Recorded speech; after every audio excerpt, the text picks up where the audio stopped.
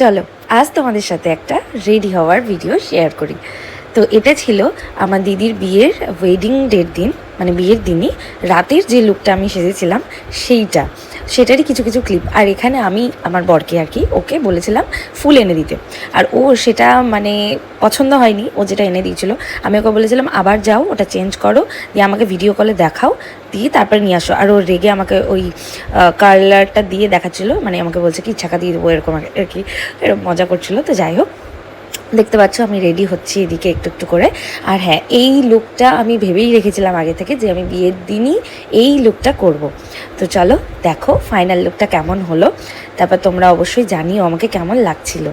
হ্যাঁ জানি এই অবস্থায় দেখতে আমাকে কিছুটা সাদাভূত লাগলেও পুরো লুকটা কমপ্লিট হওয়ার পরেই তোমরা বলো কেমন লাগছিল।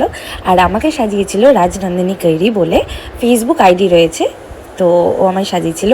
আর ওর কাজ খুব ভালো, এর আগেও আমি ওর কাছে সেজেছি, এটা আমার সেকেন্ড টাইম। আর আমার 2 দিনই ওর কাছে সাজার জন্য বুক করা ছিল। আর এখানে এই যে দেখতে পাচ্ছ আমি মাকে একটু টাচ আপ করে দিয়েছিলাম, বিয়ে বাড়ি তো একটু তো সাজতে হবেই, তাই না? আর এই যে আমার মাকেও আমি রেডি করে দিয়েছিলাম, মানে 2 মাকেই আমি রেডি করে দিয়েছিলাম। আর এদিকে দেখতে পাচ্ছ এই যে বসে আছে মহারাজা, ইনি হচ্ছেন আমার 3 নম্বর মডেল, আমি সেটাই বলছিলাম। তো ওকেও একটু টাচ আপ করে দিয়েছিলাম। দেখা হচ্ছে নেক্সট মিনি ব্লগে ফুল লুকের সাথে। এখনকার মতো টাটা।